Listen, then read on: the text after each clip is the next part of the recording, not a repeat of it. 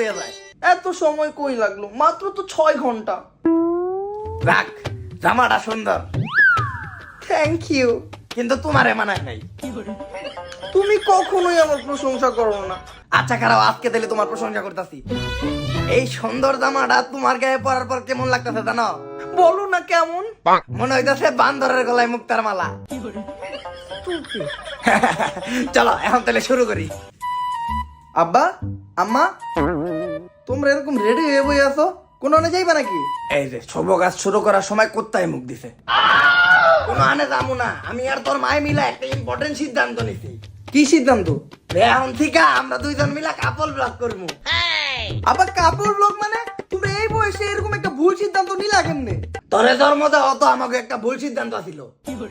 তোমরা যে এত বড় একটা সিদ্ধান্ত নিলা আমারে কি একবার জানাইছো? তোরে জন্ম দেওয়ার আগেও তো তোর জানাই নাই। আর আবার তুমি কি জানো